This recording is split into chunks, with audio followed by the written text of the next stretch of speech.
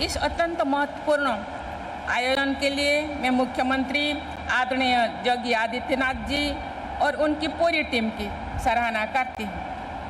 इस आयोजन की सफलता के लिए मैं मुख्यमंत्री जी, उनकी टीम के सभी सदस्य तथा उत्तर प्रदेश के सभी निवासियों को बहुत बहुत बधाई देती हूँ।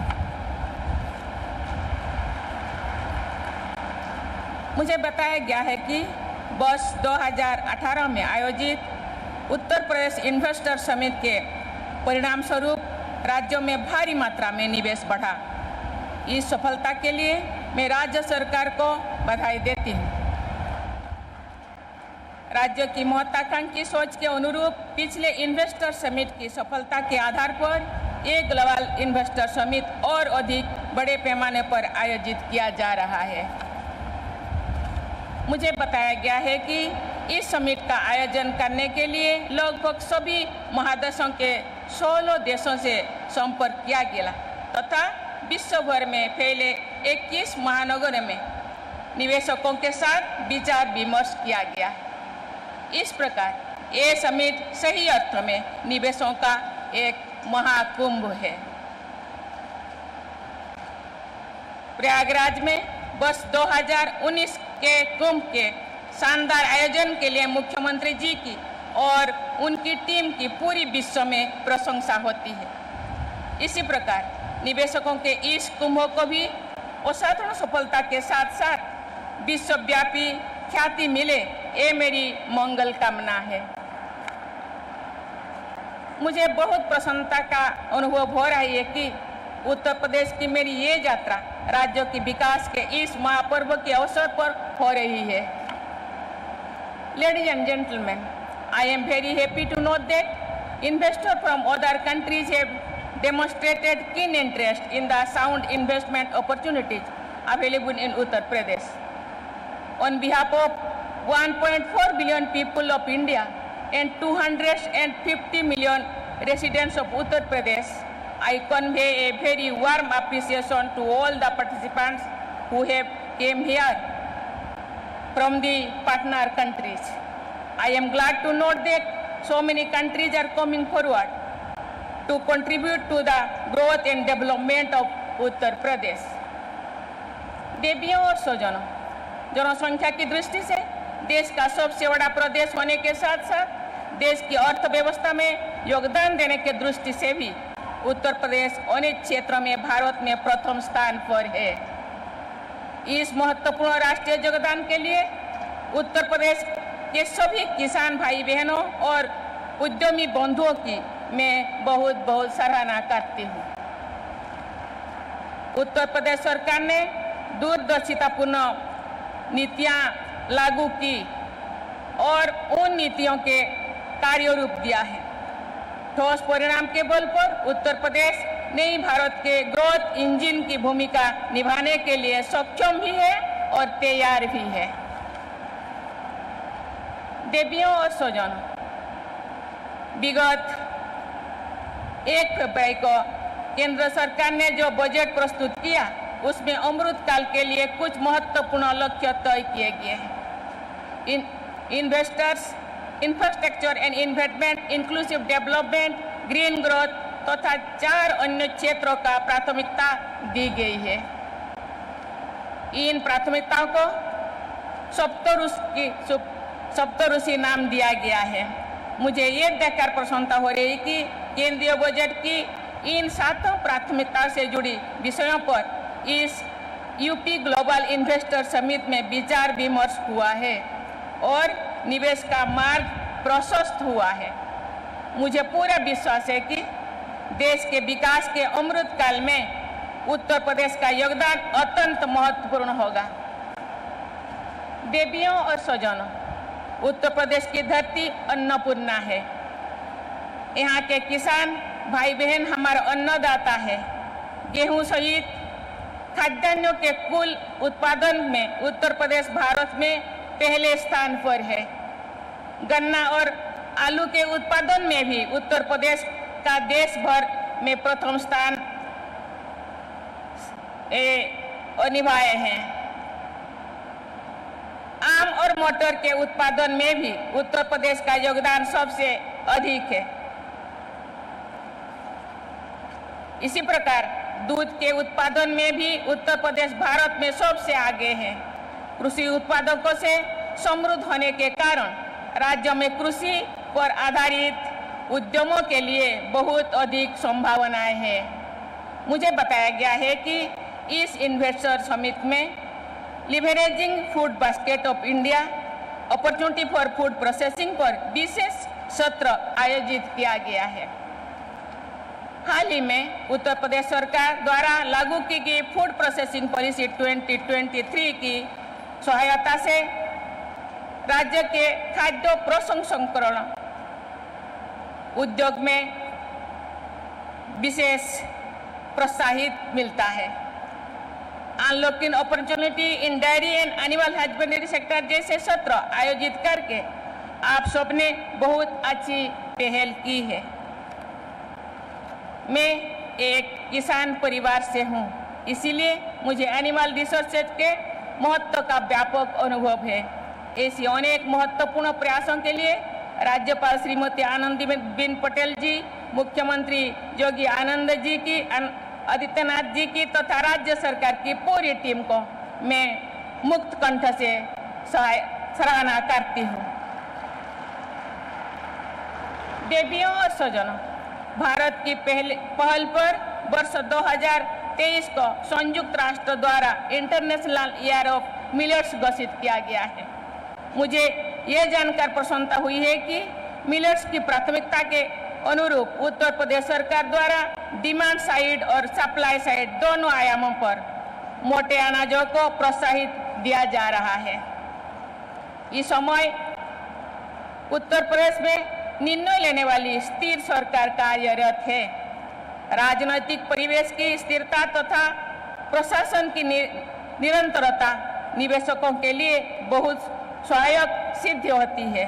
साथ ही राज्य सरकार द्वारा निवेश प्रक्रिया को सरल बनाने की जो प्रयास किया गया है, उनके लिए ये अच्छी परिणाम जरूर प्राप्त होगी। ऐसा अनुमान है कि इस समिट के माध्यम से उत्तर प्रदेश में 35 लाख से अधिक 35,50,000 निवेश यहाँ प्रस्तावित किया गया है और MOU साइन किया गया है। इसीलिए मैं उत्तर प्रदेश के सरकार को मैं बहुत बहुत धन्यवाद देती हूँ, बधाई देती हूँ।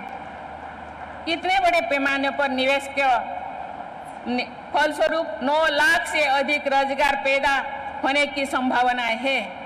मैं इन प्रयासों की सफलता के लिए उत्तर प्रदेश के लगभग 25 करोड़ निवासियों को अग्रिम बधाई देती हूँ।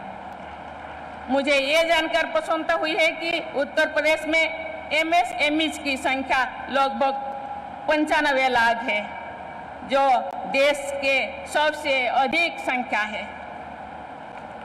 MSMEs देश की इंडस्ट्रीज के मेरुदंड होने के साथ साथ कृषि क्षेत्र के बाद रोजगार के सबसे अधिक अवसर भी प्रदान करती है। मुझे विश्वास है कि उत्तर प्रदेश का MSME सेक्टर बहुत बड़ी संख्या में लोगों को रोजगार देते हुए भारत के आर्थिक विकास में प्रमुख भूमिका निभाएगा। ये प्रसन्नता की बात है कि हमारे देश को $5 ट्रिलियन की अर्थव्यवस्था बनाने का लक्ष्य प्राप्त करने में उत्तर प्रदेश ने राज्य स्तर पर $1 ट्रिलियन की अर्थव्यवस्था बनाने का संकल्प लिया है। यानी देश की कुल अर्थव्यवस्था का 5वां हिस्सा उत्तर प्रदेश के योगदान से प्राप्त होगा। उत्तर प्रदेश में अर्थव्यवस्था को बढ़ावा देने के इस सभी प्रयासों से आत्मनिर्भर भारत अभियान का भी बल मिलेगा। उत्तर प्रदेश में इंफ्रास्ट्रक्चर का विकास बहुत तेजी से किया जा रहा है। सड़क यातायात को सुगम बनाने के लिए हाईवेज, एक्सप्रेसवेज और रेल सुविधाओं में भारी निवेश किया जा रहा है। इंफ्रास्ट्रक्चर का विकास देश के निवासियों के साथ साथ निवेशकों के लिए भी बहुत सहायक सिद्ध होगा। आज हमारे देश मोबाइल फोन के निर्माण में और निर्यात में बहुत आगे बढ़ चुका है। ये एक बहुत महत्वपूर्ण तथ्य है कि देश में 65% मोबाइल फोन्स उत्तर प्रदेश में ही बनते हैं। मुझे बताया गया है कि देश में बनने वाले मोबाइल फोन्स के 55% कंपोनेंट्स उत्तर प्रदेश में ही बनते हैं। मुझे ये जानकर प्रसन्नता हुई है कि राज्य सरकार का ODOP यानी एक जिला एक उत्पादन कार्यक्रम बहुत सफल रहा है। उत्तर प्रदेश के निर्यात में ODOP प्रोडक्ट्स का बहुत बड़ा हिस्सा है। इससे विभिन्न जिला के परंपरागत उद्यमों से जुड़े लोगों का आर्थिक सशक्तिकरण होता है। ODOP निवेशकों के लिए भी एक आकर्षक क्षेत्र है। उत्तर प्रदेश में डिफेंस कॉरिडोर विकसित किया जा रहा है।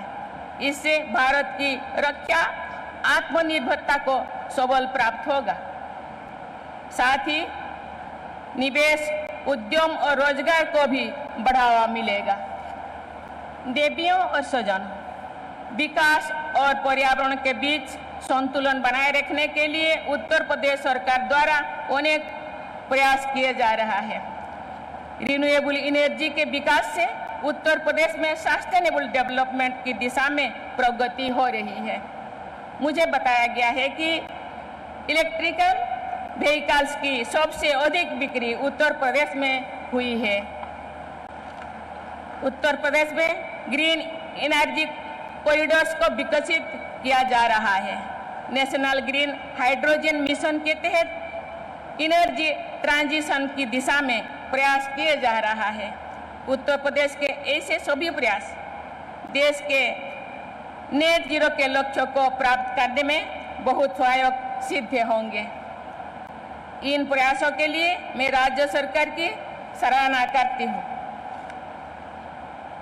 बढ़ते हुए निवेश का वातावरण में स्वरोजगार की संस्कृति को और अधिक बल मिलता है। मैं समझती हूँ कि उत्तर प्रदेश में स्टार्टअप रिवॉल्यूशन की सोच के साथ महत्वाकांक्षी प्रयास किए जा रहा है। ये राज्य के युवा उद्यमियों के लिए तथा पूरा देश के विकास के लिए बहुत ही सराहनीय पहल है। मुझे विश्वास है कि देश के सबसे बड़े और सबसे युवा वर्कफोर्स वाले राज्य उत्तर प्रदेश का स्वरोजगार के क्षेत्रों में भी अग्रणी स्थान होगा।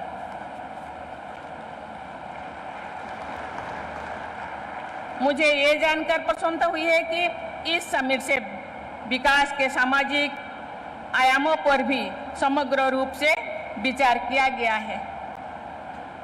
Affirmative action policies for inclusive growth, इस क्षेत्र पर मेरा ध्यान गया। निवेश और आर्थिक विकास की प्रक्रिया समावेशी हो, ये सोच इस इन्वेस्टर समिट के परिणामों को और भी सार्थक बनाएंगे। मुझे ये जानकर विशेष प्रसन्नता हुई है कि इस इन्वेस्टर समिट के ग्लोबल ट्रेड शो में वुमेन एंटरप्रेन्योर्स और महिला शिल्पकारों को विशेष स्थान दिया गया है। जिस समाज के या जिस प्रदेश में महिला उद्यमियों को प्रोत्साहित किया जाता है, उसका विकास सुनिश्चित होता है। महिला उद्यमियों को विशेष पहचान दिलाने की राज्य सरकार की पहल की मैं हृदय से सराहना करती हूँ। हम सब जानते हैं भारत में आधा आबादी महिलाएं हैं। उनका विकास, उनका आर्थिक, सामाजिक, आध्यात्मिक विकास नहीं होने से देश का विकास असंभव है। इसीलिए आर्थिक, सामाजिक, शैक्षणिक एवं आध्यात्मिक विकास बहुत जरूरी है। इस दिशा में उत्तर प्रदेश सरकार प्रयास कर रहे हैं, इसलिए मैं उनको बहुत बहुत बधाई देती हूँ, धन्यवाद देते हूँ। देवियों और स्वजनों, शिक्षा के द्वारा व्यक्तिगत और सामाजिक उन्नति के रास्ते खुलते हैं। राष्ट्रीय शिक्षा नीति 2020 में भारत को नॉलेज सुपर पावर बनाने की महत्वाकांक्षा के साथ अनेक प्रयास किए जा रहे हैं। भारत की विरासत से युवाओं को जोड़ते हुए उन्हें 21वीं सदी की चुनौतियों के लिए तैयार करना राष्ट्रीय शिक्षा नीति का प्रमुख उद्देश्य है। मुझे विश्वास है कि इस उम्मीद में राष्ट्रीय शिक्षा नीति पर जो चर्चा परिचर्चा हुई है, उनसे शिक्षा और निवेश दोनों का बढ़ावा मिलेगा। शिक्षा और निवेश के संगम से देश की सबसे बड़ी युवा आबादी वाले इस राज्य में परिवर्तनकारी प्रगति जरूर होगी। उत्तर प्रदेश को प्रीफर्ड इन्वेस्टमेंट डेस्टिनेशन बनाने के प्रयास की जितनी भी सराहना की जाए वो कम है। मुझे पूरा विश्वास है कि उत्तर प्रदेश को उत्तम निवेश प्रदेश के रूप में विश्व स्तर पर प्रसिद्ध प्राप्त होगी। उत्तर प्रदेश और अधिक समृद्धि होगा तो भारत की भी अधिक समृद्धि होगा। उत्तर प्रदेश के निवासियों और सभी देशवासियों के स्वर्णिम भविष्य के प्रति दृढ़ विश्वास व्यक्त करते हुए मैं अपनी वाणी को विराम देती हूँ। धन्यवाद। जय हिंद, जय भारत, जय उत्तर प्रदेश।